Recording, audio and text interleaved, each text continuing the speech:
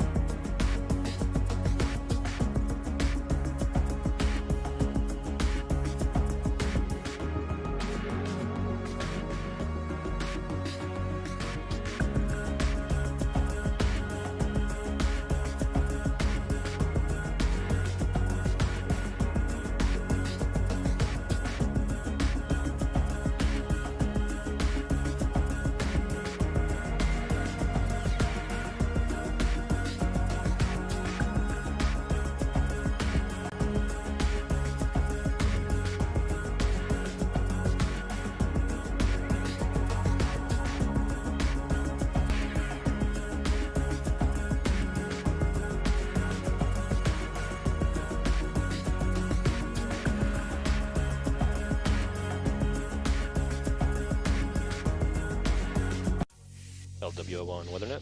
Liftoff conditions looking pretty good. The STS is ready for launch. Ignition. Liftoff. Falcon 9 has cleared the tower.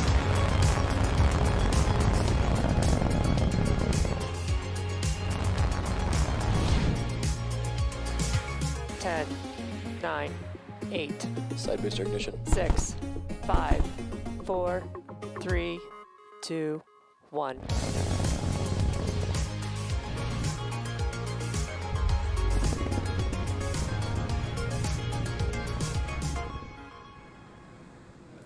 Good morning. It's Sunday, October 18th, and you're looking at a live view of Falcon 9 as it awaits its 8:25 a.m. Eastern Time launch from Pad 39A at Kennedy Space Center. Hello from SpaceX's headquarters in Hawthorne, California. My name is Andy Tran. I'm a production supervisor here at SpaceX. You're watching a live webcast of our 14th Starlink mission. It's also our 18th mission this year. To date, we've launched more than 750 Starlink satellites to orbit. Starlink is a constellation of satellites that can provide high-speed, low-latency internet all over the globe, particularly in remote areas where connectivity is limited or completely unavailable. Today, we will be performing 2 second-stage burns and deploying our 60 Starlink satellites at approximately 1 hour into the mission. The 2 burns allow us to deploy our satellites into a circular orbit, which in turn helps them get to their final orbit much quicker. At T-minus 8 minutes and 20 seconds and counting, all systems are looking good for an on-time liftoff this morning. If we, for some reason, are not able to launch today, our next earliest opportunity will be on Tuesday morning. Now let's talk a little bit more about the vehicle. On screen is a flight-proven Falcon 9. The 2-stage Falcon 9 vehicle stands at 229 feet tall, or slightly taller than a 21-story building. It's equipped with 10 Merlin engines, 9 on the first stage and 1 on the second stage. The bottom 2/3 of the vehicle is the first stage. You can see that we have some residual soot markings left on there. That is a key indicator that this rocket has supported previous launches. The first stage's job is to accelerate the vehicle through the Earth's atmosphere into space with the help of the 9 Merlin engines at the base of the rocket. For this particular booster, it will be flying for the 6th time today. Its first mission was in March of 2019 on our first commercial crew demonstration mission, and then again on RadarSat 3 months later. It also supported 3 Starlink missions this year, with the most recent being our 10th Starlink mission in August. We will also be attempting to recover the first stage on our drone ship, Of Course I Still Love You. There is a shot of it right there in the Atlantic Ocean. Our first stage is designed to be reflown 10 or more times with minimal refurbishment in between, and it's the 16th time we'll be flying a flight-proven booster this year, and the 44th time we're doing so to date. Moving on up the vehicle, on top of the first stage is the black carbon fiber inner stage. It houses pneumatic pushers that allow the first and second stage to separate during flight. Above the inner stage is the second stage, which has a single Merlin vacuum engine. We also refer to the Merlin vacuum engine as MVAC engine for short.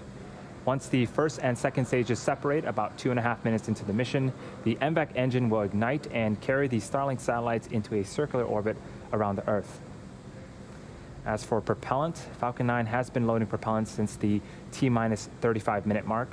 Our vehicle is a bipropellant vehicle, which means that we use 2 types of propellant, a fuel and an oxidizer. Our fuel is rocket-grade kerosene, also known as RP1, and our oxidizer is super-chilled liquid oxygen. We also refer to that as LOX. Currently, both RP1 and LOX are nearly fully loaded on both stages, and LOX will continue to be topped off right until the last minutes of the countdown. And lastly, at the very top of the rocket is a large nose cone. This carbon composite structure is called the satellite fairing. It houses the Starlink satellite and protects it until the vehicle is outside of the Earth's atmosphere, at which point the fairing will separate to expose the satellites to space. It's going to be the 3rd flight for both of the fairing halves today. We will be attempting to recover them today using our recovery ships, Miss Tree and Miss Chief. There they are on screen right now. About 2 minutes before they're set to land, the team will make a go, no-go call to recover them depending on the weather and the sea states. Speaking of weather, we have nothing but blue skies on the East Coast. The vehicle and satellite and range are all looking good for an on-time liftoff just a few minutes from now.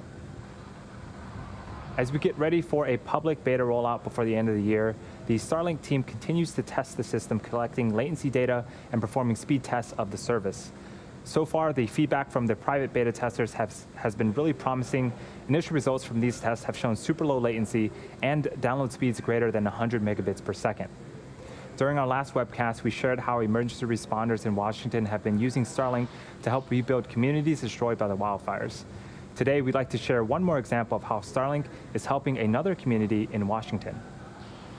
In August, the Starlink team began installing the first of several Starlinks on the administrative center building of the Hoh Indian Reservation, as well as on private homes on the tribal land. The Hoh are a Native American tribe living at the mouth of the Hoh River in western Washington state on the Pacific coast. This remote location had previously hindered access to high-speed broadband, but after the Starlinks were installed, the tribe went from practically no connectivity to high-speed internet overnight. Starlink has now enabled their community to access online healthcare, share their small business products online, and also participate in online schooling. They can also now stream their favorite shows and movies, which is always a plus. Their response to Starlink has been overwhelmingly positive, so much so that the community is accelerating efforts to enable an additional 30-plus households with connectivity. We're super excited and definitely looking forward to more partnerships like this in the near future. If you're interested and would like to receive updates on Starlink news and service availability, please visit starlink.com. We're just over 3 minutes from liftoff, and Falcon 9 is now moving into the final stages of the countdown. Just a few seconds ago, the transporter director began to retract away from Falcon 9, and the first and second stages are both nearly fully loaded with 1 million pounds of kerosene fuel and liquid oxygen. We've also begun first stage engine chill. This is where we allow a small amount of super chilled liquid oxygen to flow into the Merlin engines to avoid any shocks to the system. At around the T-minus 2 minute mark, LOX should finish loading on the second stage, which will be the last of our propellant loading. And around the T-minus 60 second mark, Falcon 9 is in startup. This means that the rocket's autonomous internal flight computers have taken over the launch countdown. The Starlink payload continues to be healthy. The Falcon 9 team is tracking no issues on the rocket. Weather is also looking great, and the range is green for launch.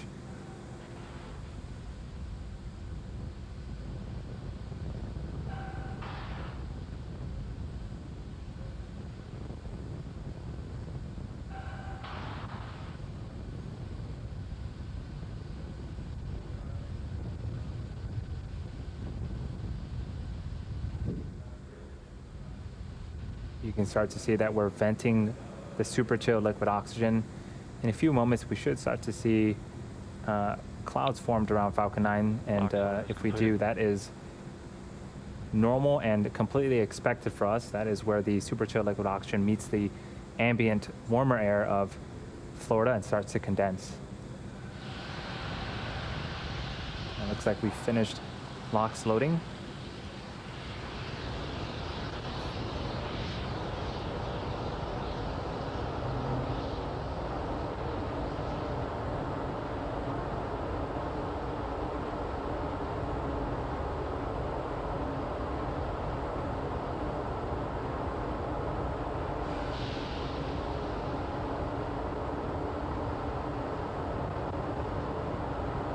At this stage, the Falcon 9 internal flight computers have now taken over the launch countdown.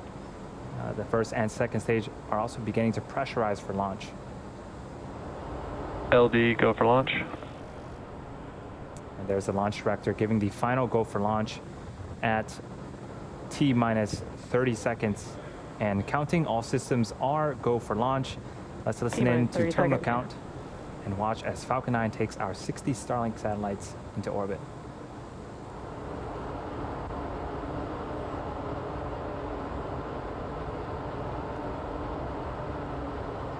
T-minus 15 seconds. 10, 9, 8, 7, 6, 5, 4, 3, 2, 1, 0. Ignition and liftoff.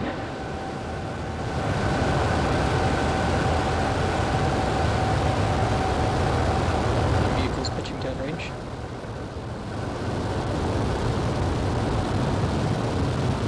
Stage 1 chamber pressures are nominal.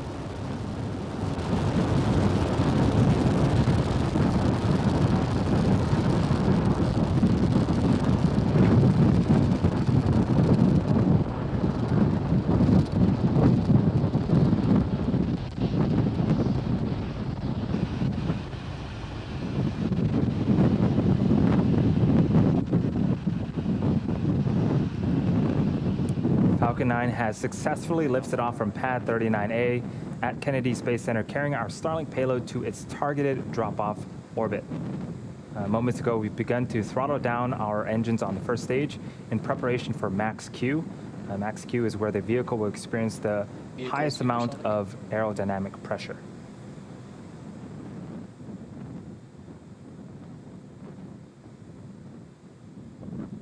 Max Q. And we've just passed Max Q. In a couple of minutes, we'll have 3 events happening back to back. First is main engine cutoff, also known as MECO. This is where all 9 Merlin engines on the first stage will shut down to slow the vehicle down in preparation for stage separation. Stage separation is where the first and second stage will separate from one another, with the first stage making its way back towards Earth for landing, while the second stage continues its journey with the third event, which is Second Engine Start 1, also known as SES-1. This is where the single engine on the second stage, our Merlin vacuum engine, lights up and will continue to propel the second stage along with the Starlink satellites to orbit.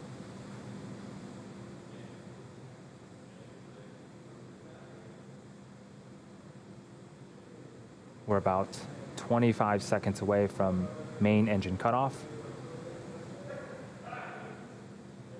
Got some really cool footage of Falcon 9 right now.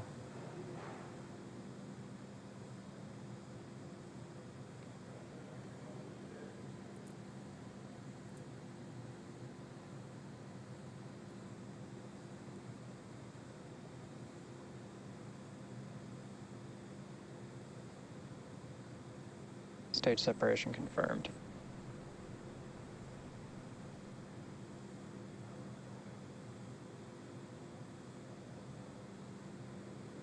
All right, we had successful main engine cutoff, stage separation, and our second stage engine is now up on power on the right-hand side of the screen. Again, on the left-hand side of the screen is our first stage. It's going to make its way back to Earth to attempt landing for the 6th time on our drone ship in the Atlantic Ocean. Next event coming up is fairing deploy. It should happen just a few seconds from now.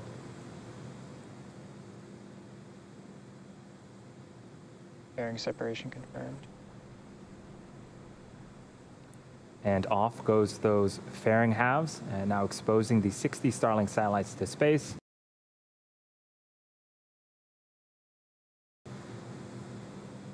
As a reminder, we will be attempting to recover the fairing halves today using our recovery ships Miss Tree and Miss Chief. We'll make the call about 2 minutes before they land, depending on the weather and the sea states.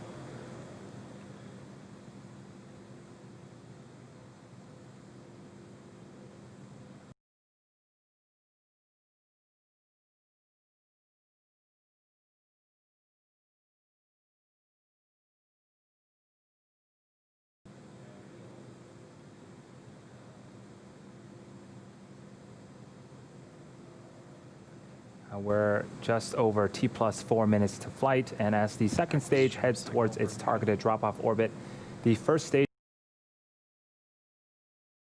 will execute 2 burns in order to make its way back towards Earth. The first stage is what you see on the left-hand side of your screen. The first is the entry burn, where 3 of the Merlin engines will reignite. This helps to slow the stage down as it re-enters the upper parts of the Earth's atmosphere. You can also see that our hypersonic grid fins have deployed on the first stage. Those are the honeycomb-like structures that you see on screen. Vehicles on a nominal trajectory. They help to guide and steer the first stage back during descent.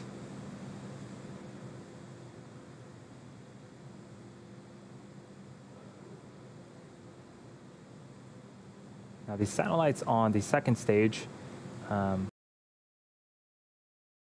sending 60 more up there to join the existing 750. So after today's mission, we'll have 800 Starlink satellites up there.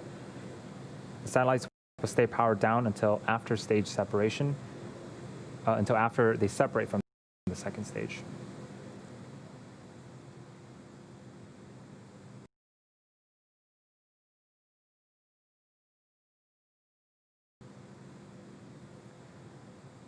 You might be able to see some periodic bursts of gas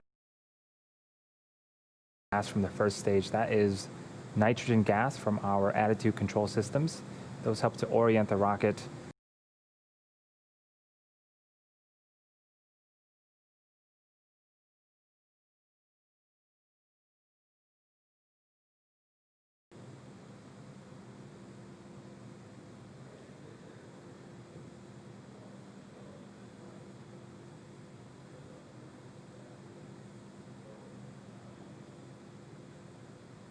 Stage 1 entry burn startup.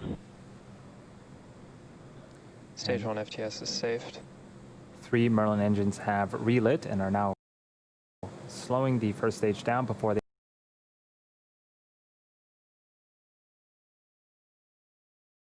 hit the upper parts of the Earth's atmosphere. I have a few more seconds left on this burn. Stage 1 entry burn shutdown. All right, the second burn will be happening about 90 seconds from now.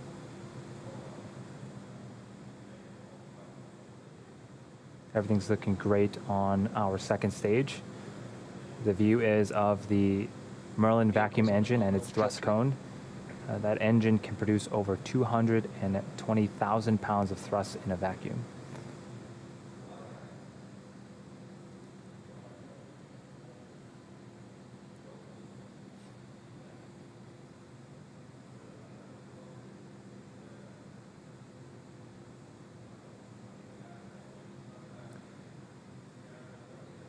We're about 30 seconds away from the beginning of our second and final burn.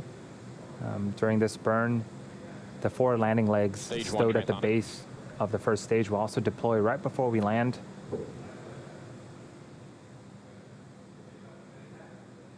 This final burn should last about 22 seconds.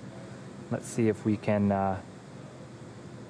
land this first stage for the 6th time.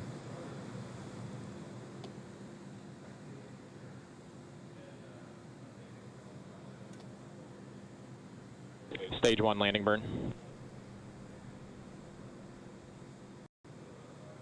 Terminal guidance.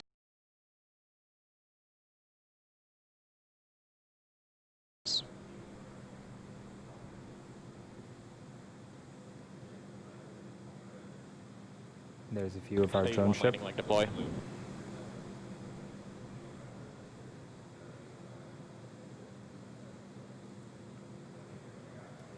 And right down the middle, Falcon 9 has landed. This particular booster has landed for the 6th time. This marks our 62nd successful recovery of a Falcon 9 first stage, and the 32nd time we've landed on this particular drone ship. Of course, I still love you. Great way to start off a Sunday. So now for the second stage, we're waiting for second engine cutoff before entering a coast phase. Eco confirmed. Expected loss of signal, Cape. And we did see that we had second engine cutoff.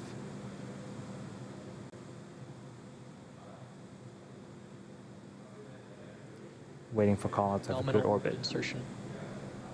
And we did get call out for a nominal insertion. Now the second stage is going to coast in this orbit for approximately the next 30 minutes. We're going to take a short break, but leave you with an animation that shows you where we're at in the coast phase. We'll see you back here at the T plus 43-minute mark for the relight of our second stage.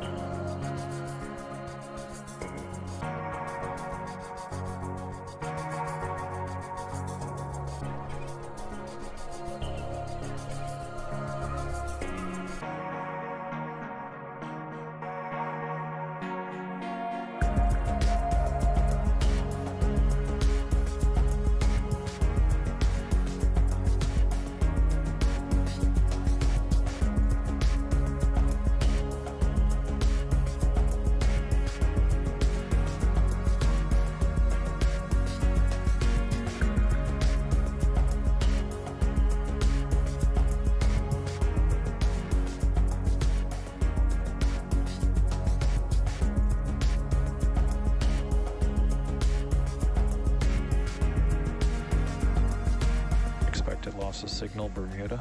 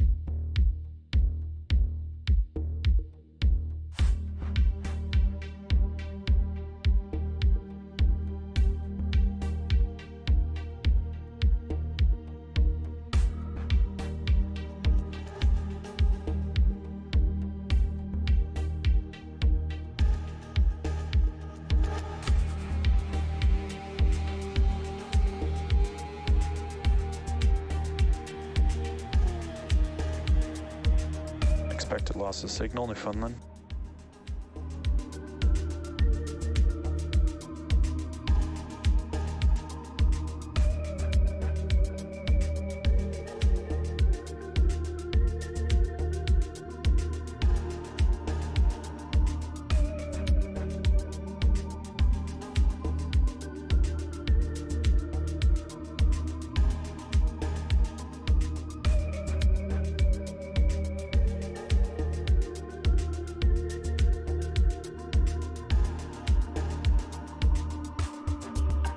Acquisition of signal, Goonhilly.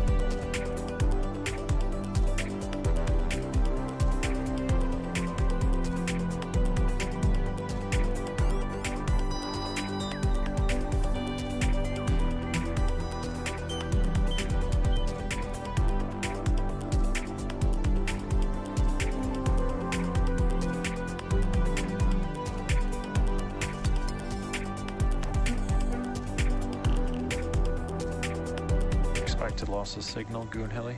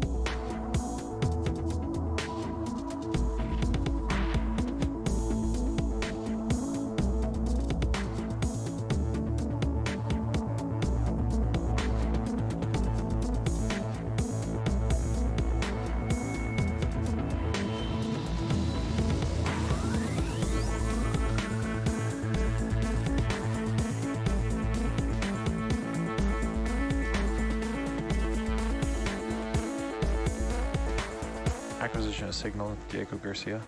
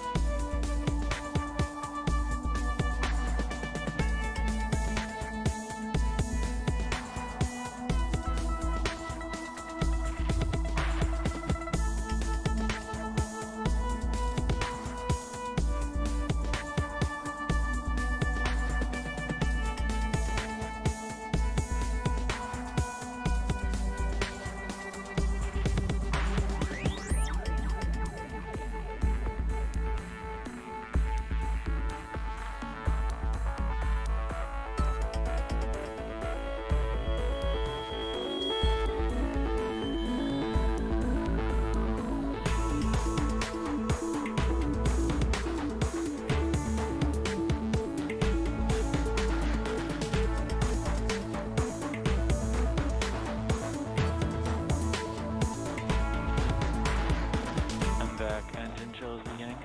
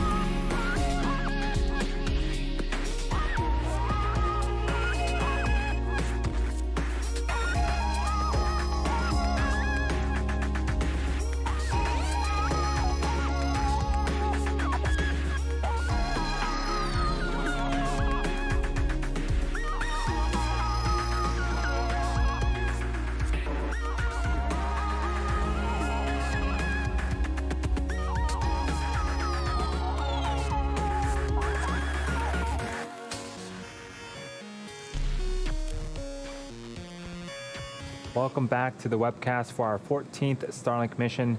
If you're just joining us, we had successful liftoff of Falcon 9 from Pad 39A at Kennedy Space Center. We were able to recover our first stage on our drone ship in the Atlantic Ocean and successfully enter our first coast phase. We're now waiting on the relight of our second stage MVAC engine. That should occur in the next few seconds. This burn is a very short one, lasting just about 2 seconds.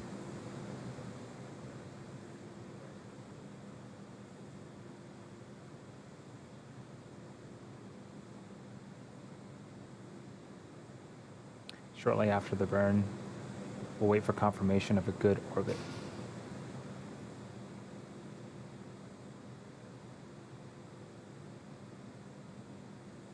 Restart ignition confirmed.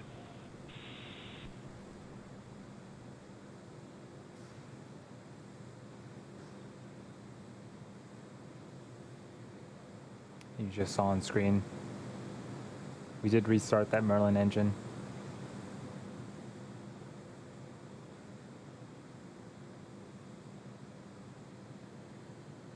Nominal orbit insertion. And that's what we needed to hear, a good orbital insertion. Now the second stage is going to coast once again for the next 18 minutes or so. During this time, it will start to spin along its central axis, giving the Starlink satellites the momentum they need to space themselves out after deploying. We'll see you back here around the T+ 1 hour and 2 minute mark.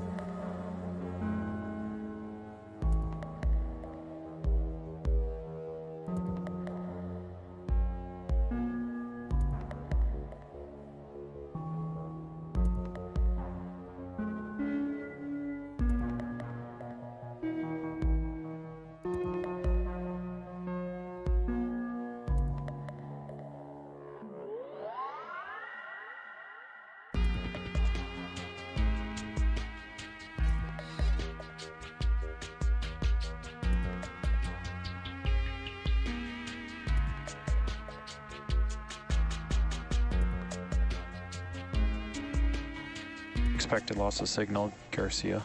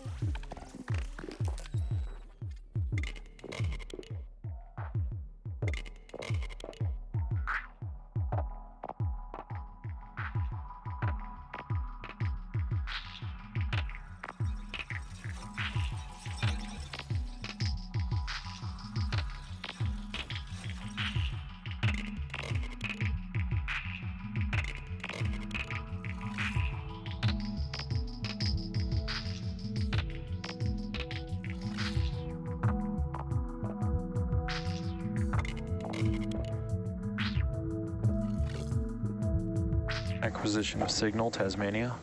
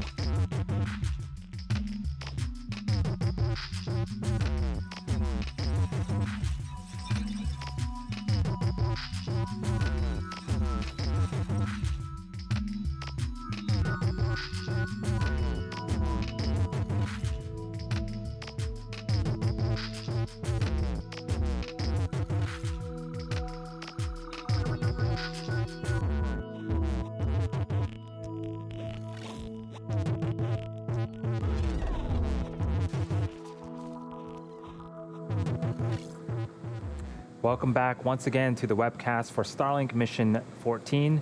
We're just past the T plus 1 hour mark and coming up on the deployment of our 60 Starlink satellites.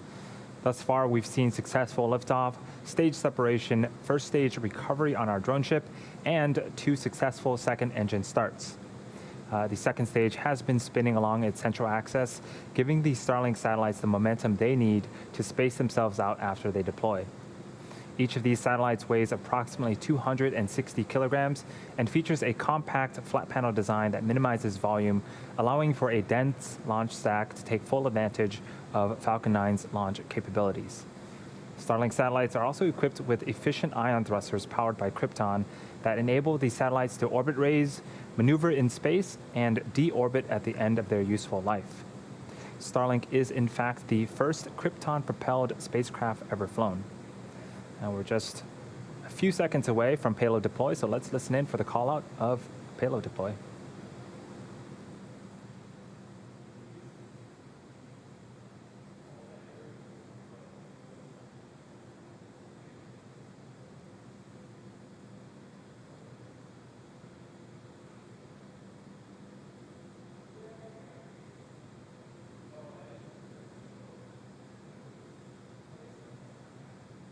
Starlink deploy confirmed.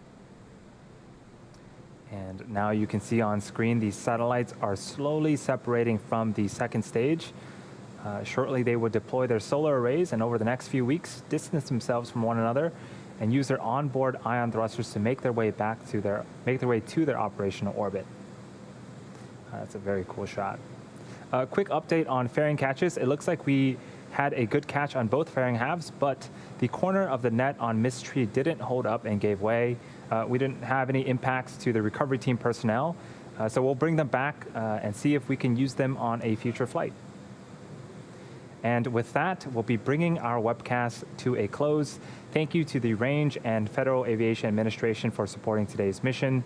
Again, if you are interested in getting future news about our Starlink service, head on over to starlink.com and sign up for updates. Thanks for tuning in, and have a great rest of the Sunday, everyone.